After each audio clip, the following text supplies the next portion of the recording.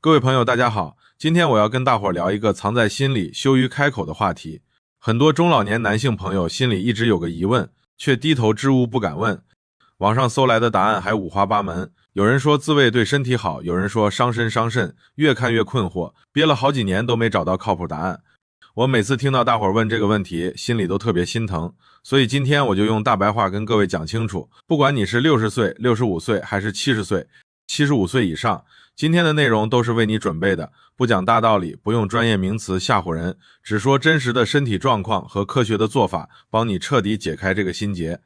首先，我要先帮大伙理清网上最有争议的一个问题。很多人问我说，自慰能预防前列腺癌，这到底是真的还是假的？这个问题问得特别多，也是今天必须讲透的核心。答案很明确，这两种说法都没错，但关键在适度两个字。有科学研究确实指出，适度的排精能帮助前列腺代谢废物，避免淤积，降低前列腺癌的发病风险。这个观点是有医学依据的，我完全不否认，但大家一定要分清，适度有益绝对不等于过度无害，这是两件完全不同的事儿。就像喝水对身体好，可一天喝20公升，肾脏肯定扛不住，这个道理大伙儿一听就懂。所以今天我不是要告诉大家自慰不好，也不是让大家完全戒掉这件事儿，我要讲的是人过了60岁，身体发出哪些信号，就说明频率该降一降了。过度做这件事，身体会出现哪些实实在在的反应，这才是今天最核心、最值得大伙关注的内容。接下来我跟大伙说一个我面诊中遇到的真实案例，这不是个案，是很多60岁以上男性都会遇到的问题。几年前有位72岁的阿明伯，台中人，退休后生活特别规律，每天早上去公园运动，下午在家看书看电视，是女儿陪着来面诊的。女儿说，爸爸最近总喊累，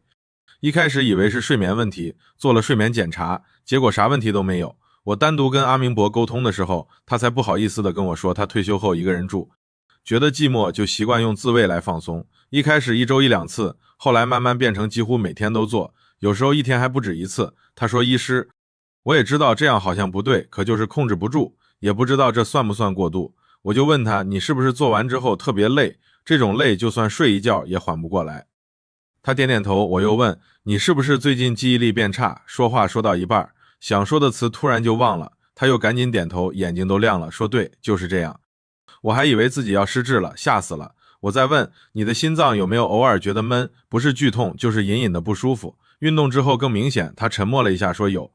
一直以为就是自己太累了，没当回事儿。各位朋友，阿明伯的这种状况在我25年的行医生涯里遇到过太多次，这就是咱们中老年男性实实在在面临的问题，一定要重视起来。那为什么年纪大了之后，过度自慰对身体的影响会比年轻的时候明显的多？这里我就跟大伙拆解一下身体的底层机制，这不是意志力的问题，是生理的现实。咱们的身体在45到50岁之后，雄性激素的分泌就开始慢慢减少，到了60岁以后，下降的幅度会特别明显。雄性激素就是咱们男人的本钱，它不只是影响性功能，对肌肉、骨骼、心血管系统还有大脑的正常运作都有特别重要的调节作用。当我们进行自慰并达到高潮时，身体会消耗大量的能量，还会短暂刺激荷尔蒙的分泌和代谢。年轻人身体恢复快，这点消耗很快就能补回来。可60岁以后，身体的恢复能力大不如前，要是频率太高，身体还没恢复好又再次消耗，长期下来身体肯定会出问题，这就是核心原因。大伙儿一定要明白，这是身体的自然变化，不是自己没毅力。接下来我就按身体感受、器官影响、生活精神影响的顺序跟大伙儿说清楚，过度自慰之后身体会出现哪些典型症状，每个症状我都讲清关联逻辑，帮大伙儿区分，别跟其他疾病搞混了。第一个症状是持续性的疲劳，这种疲劳和普通的累不一样，普通累睡一觉7-8成能恢复，可过度消耗后的疲劳，睡醒了还是没力气，整个人软乎乎的，做啥都提不起劲儿。很多朋友会以为是贫血、甲状腺出问题，做了一堆检查，结果都正常，找不着原因，这时候你就该好好想想是不是最近的频率太高了。第二个症状是心脏的压力，这个一定要特别注意，很容易被忽略。自慰本身对心脏就有一定负担，高潮的时候心跳会加速，血压会短暂升高，年轻人扛得住，可60岁以上的朋友，尤其是本身有高血压、轻微心脏问题的，频率太高，就是让心脏反复承受不必要的压力，长期下来就会出现隐隐的胸口闷。这不一定是心肌梗塞的前兆，但绝对是身体在提醒你心脏需要多休息。我有个68岁的患者，本身有高血压，调整了自慰频率之后，胸口闷的情况明显减轻，他自己都没想到这两件事会有关系。第三个症状是脑雾，记忆力变差。很多人一出现这个情况，第一反应就是自己要失智了，特别担心焦虑。其实脑雾不一定是失智的开始，过度的性消耗会影响大脑的能量供给，导致注意力不集中，思绪乱，说话容易忘词，就像阿明伯那样。这种情况如果是过度消耗造成的，调整频率之后，几个星期就能明显改善。第四个症状是睡眠品质下降，很多人觉得做完之后能放松，睡得更好，短期确实可能这样，但频率太高，身体一直处于恢复不完全又再次消耗的循环，反而会影响深度睡眠，结果就是躺下很快睡着，半夜容易醒，就算睡了7、8小时，还是觉得没睡饱。第五个症状是对亲密关系和日常生活的影响，这个问题很微妙，面诊中很少有人主动提，但真实存在。当自慰频率太高，大脑的奖励系统被过度刺激，对其他事情的兴趣就会慢慢下降。以前喜欢的散步、钓鱼、打牌、跟朋友聚会都提不起劲，这也是导致很多老人孤独、情绪低落的原因之一。只是大伙很少把它和自慰频率联系在一起。讲到这里，我知道大伙心里都有一个最迫切的问题，那到底一周几次才算正常？几次算过度？我理解大伙都想要一个明确的数字，可我必须诚实的说，这个问题没有统一的标准答案，因为每个人的身体状况、体质都不一样。但我可以给大伙分人群的参考值，贴合咱们中老年男性的身体情况。60到65岁，身体状况还不错的朋友，每周1到2次，基本在身体能承受的范围内。65到70岁的朋友，建议降到每周1次，或者每2周1次，让身体有更充足的恢复时间。70岁以上，尤其是有心血管疾病、糖尿病或者长期服用多种药物的朋友，建议每个月2到3次就好，甚至更少也完全没问题。这里我要特别强调，这些只是参考值，不是硬性规定。真正最重要的不是数字，而是你的身体感受，这是核心判断标准。如果做完之后你感觉状态不错，睡得好，隔天精神也恢复了，那这个频率就是适合你的。如果做完之后疲劳感要持续好几天才能消，或者刚才说的那些症状越来越明显，那就是身体在提醒你该调整频率了。听身体的话，比听任何数字都管用。接下来我要给几类特殊人群提建议，先跟独居的中老年男性朋友说几句。有些朋友另一半不在了，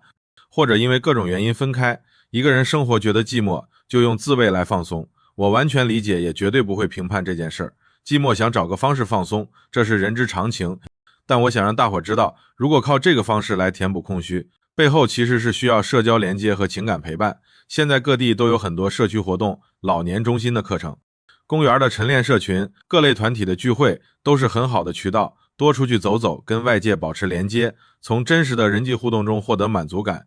这是从根本上照顾自己的身心需求，比单纯靠一种方式放松更重要。还有一类朋友做过前列腺睾丸相关手术的，特别不确定术后能不能自慰，这件事有没有影响？这个问题没法给通用答案，因为每个人的手术类型、术后恢复状况都不一样。我强烈建议你直接去找当初的主治医师或者泌尿科医生问清楚，不用不好意思，医生面诊过各种各样的问题，你问的这个一点都不奇怪，一定要问专业的人，别自己瞎猜瞎担心。还有一类是有慢性病的朋友，比如高血压、糖尿病、高血脂，这类朋友的身体本身就需要多休息，少承受额外负担，自慰的频率一定要比健康的同龄人更低。一切都以身体不疲劳、没有不舒服为前提，千万别勉强自己。说完了频率和特殊人群的建议，我再给大伙说几个替代方法。这些方法能达到排精对前列腺的益处，还不会过度消耗身体，贴合咱们中老年的生活习惯，简单好操作，每一个都能实实在在帮到大家。第一个是规律的有氧运动，散步、游泳、骑脚踏车都可以，每天去公园走30分钟就行。运动能促进骨盆腔的血液循环，帮助前列腺新陈代谢，还能维持雄性激素在合理水准，不用做剧烈运动，温和的有氧运动就足够。第二个是饮食调整，番茄里的茄红素对前列腺健康特别好，不管是炒蛋、打汁还是直接当水果吃都可以。还有南瓜子、豆腐、豆浆，这些富含锌和植物性雌激素的食物，对男性泌尿道健康有帮助，咱们日常吃饭就能加进去，方便又实用。第三个是养好睡眠，晚上10点到凌晨2点是身体修复、分泌雄性激素的黄金时间，尽量在这个时间段睡觉，别熬夜。良好的睡眠是身体恢复的关键，对性健康和整体活力都特别重要。第四个是少喝酒、少抽烟，偶尔喝点小酒没关系，但每天都喝。喝得多酒精会明显抑制雄性激素分泌，还会伤心血管，影响睡眠。抽烟更是对全身器官都不好，能少抽就少抽，能戒掉最好。第5个是做好压力管理，长期精神压力大，身体会分泌压力荷尔蒙，它和雄性激素是跷跷板的关系，压力越大，雄性激素分泌越受抑制，所以多跟家人朋友聊聊。有自己的兴趣爱好，下下棋、养养花、练练书法，保持轻松的心情，看似和性健康无关，实则能让身体保持最好的状态。现在回到刚才阿明伯的案例，跟大伙说说他调整后的变化。我跟阿明伯讲清楚这些道理和方法之后，他花了6个星期，慢慢把频率从几乎每天调整到了每周1次。他没有完全戒掉，也根本不需要戒掉。6周之后，他回来复诊，女儿特别开心地说，我爸爸最近状态好太多了，每天早上又去公园打太极拳了，晚上也睡得沉了。阿明伯自己也说，整个人轻松多了，头脑也清楚了。以前说话忘词的情况几乎没有了。他还笑着说，你知道吗，现在偶尔做一次，反而比以前每天做感觉更好，更享受这个过程。阿明伯的这个变化就是最真实的例子。咱们要做的不是戒掉，不是觉得这件事羞耻，而是调整到适合自己身体的频率，让身体能好好恢复，真正享受过程。各位朋友，今天咱们聊了这么多，核心就是一句话，中老年男性的性健康关键在适度，要听懂身体的信号。我跟大伙讲了为什么60岁以后过度自慰会让身体持续疲劳，给心脏带来压力，导致脑雾和记忆力变差，影响睡眠，还会让我们对生活中的美好事物失去兴趣。也讲清了适度排精对前列腺有好处，但这个好处完全可以通过运动、饮食、睡眠这些温和的方式来实现，不用靠过度消耗身体来获得。我给大伙的分人群参考值只是一个方向，核心还是自己的身体感受，不舒服就停，不疲劳就合适。也给独居、术后、慢性病这几类特殊人群提了针对性的建议，还有5个简单易操作的替代方法，大伙都可以照着做。我希望今天的这些话能让各位朋友对自己的身体多一分了解，少一分困惑，少一分不必要的羞耻和担心。人到60岁、70岁，身体不是变差了，只是变了，它需要不一样的照顾方式，这是身体的自然智慧，咱们要接纳这个阶段的自己，科学的照顾自己。身体是自己的本钱，好好珍惜，它才能陪着我们走更长的路，享受更多的美好时光。不用因为这件事藏着掖着，身体的感受最真实，科学对待就好。如果今天的内容有哪一点跟你的状况很像，或者你还有其他想问的问题，都可以在评论区留言，我会一一解答。也欢迎大伙分享自己的感受和经验，互相交流。最后，谢谢各位朋友，今天花时间听我聊这个重要的话题，希望我的这些临床经验能真正帮到大伙照顾好自己的身体，咱们下次再见。